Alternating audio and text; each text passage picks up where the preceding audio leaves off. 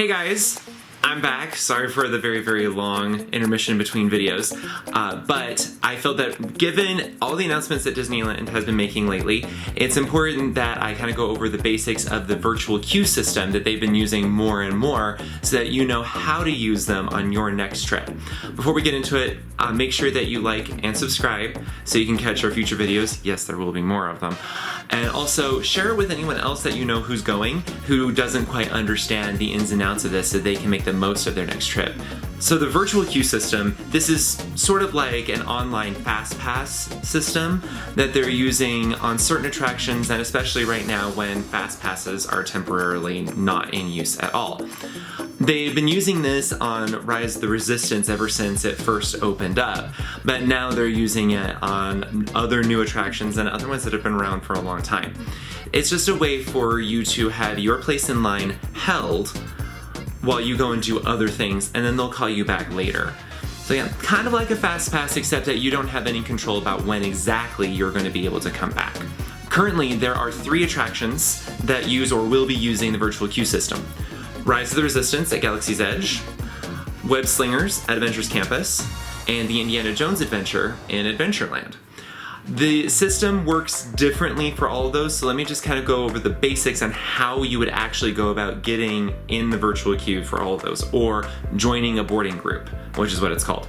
The first thing that you need to do before you're going to be able to join any boarding groups is that you need to download the Disneyland mobile app and you need to create a Disney account. These are both free, so there's no money involved, but you absolutely really must get those things done.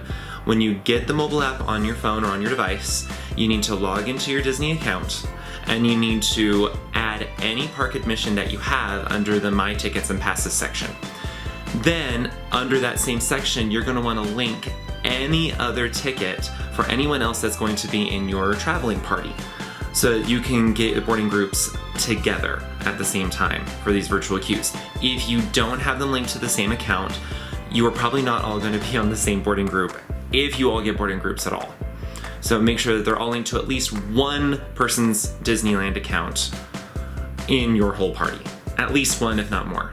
For both Rise of the Resistance and Web Slingers, the process is the same. So for each of those, you're only able to get on those attractions using the virtual queue system. There is no standby line. So it's very important that you understand how this works for those. They open up the boarding groups twice a day, once at 7 a.m. and once at noon. And the requirements for each of those are a little bit different. The 7 a.m. one, first you had to have valid park admission, duh. And then you have to have a park reservation for the park that that attraction is in. So Rise of the Resistance, you would need to have a Disneyland reservation, and for Web Slingers, you would need to have a California Adventure reservation. That's actually it. You do not need to be in a park. It doesn't matter where you are. You just need to have your park reservation and you need to have a park ticket. That's all. In fact, I almost recommend that you don't try to do this in a public place, but I'll get to more of that later. But that's all you need for the 7 a.m. group. For the noon boarding groups, you need to have valid park admission. You need to have entered a park that day. Doesn't matter which one, but you need to have entered a park that day. Then you need to either have a park reservation for the park that the attraction is in, or a park hopper ticket. This is different than Walt Disney World's. If you've learned how to do boarding groups or virtual queues at Walt Disney World, this part is different for Disneyland. So make sure that you know that that changes. You can have a park reservation for California Adventure and still get a boarding group for Rise of the Resistance at noon if you have a park hopper ticket. For Indiana Jones Adventure, they've added the virtual queue recently, and it may not stick around for very long, but it works incredibly differently. Indiana Jones, first of all, they start off and typically end the day without using a virtual queue at all. And so you're still able to use the standby line, usually. They only add the virtual queue on an as-needed basis. When they have decided that they need to use the virtual queue, then they just will open it up on the Disneyland app whenever they're ready to add more boarding groups. So it's intermittent throughout the day, there's no set times, so if anything you actually need to continually check back at the virtual queue screen on the app to see if they're going to be adding any boarding groups. But since they're not always using the virtual queue, check the wait times on the app. If there is an actual wait time posted, they are not using virtual queues, and so you can just enter through the standby line. However, if it doesn't have an actual time, click on it, and if it says access through boarding group only, you have to use a virtual queue to get in. All the attractions that use virtual queues do have the following restrictions. You can only join a boarding group for each attraction once per day. So you can't get off a ride and then join a boarding group for that exact same ride again. You only get the boarding groups once.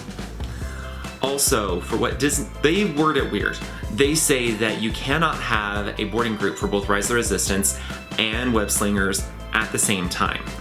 What they mean by that is in the same distribution period, you cannot get both. So say the noon one, you cannot get a Web Slingers virtual queue and then turn around and immediately try to get a Rise of the Resistance virtual queue. That will not work. But you can do one at 7 and one at noon.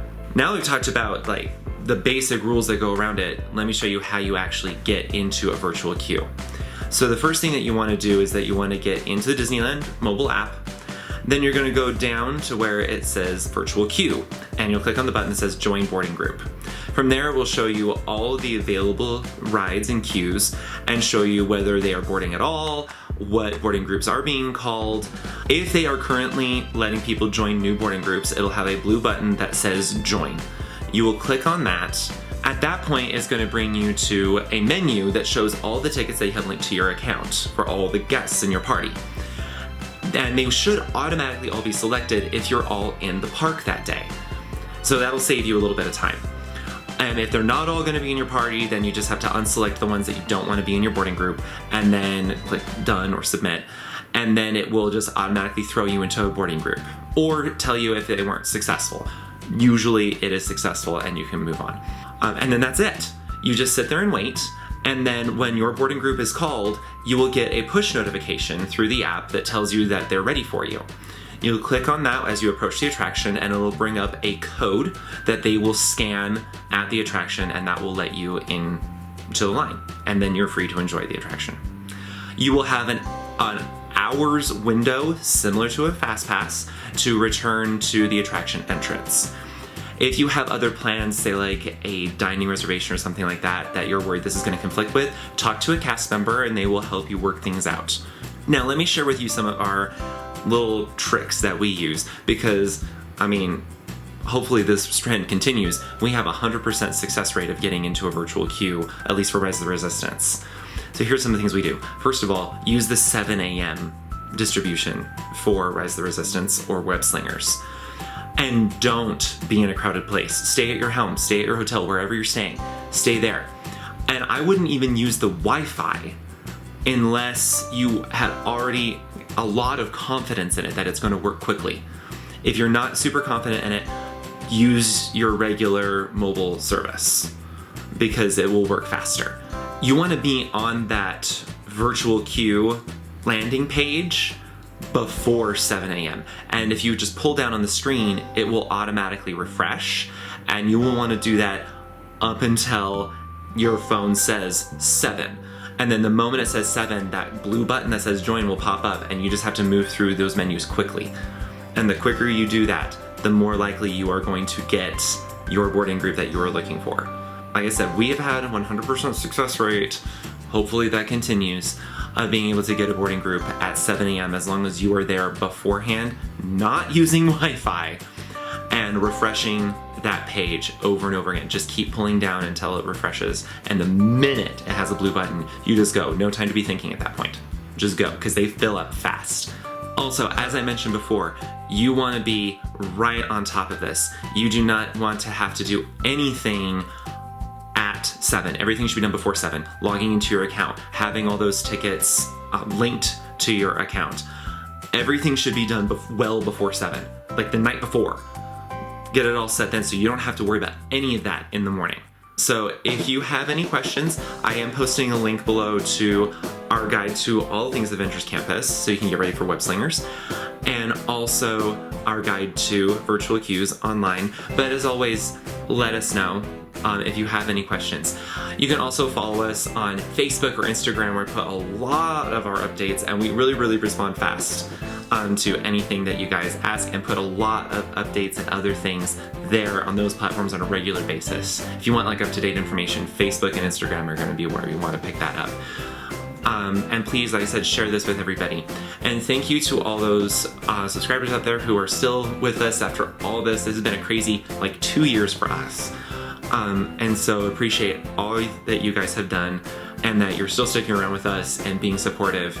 And I hope that these things are all still helping you guys out as you're planning for your next adventure to Disneyland. And maybe for some of you, this is your first trip in a very, very long time, and it'll be exciting and magical. So have a great time. And then, as always, we'll see you next time. All right.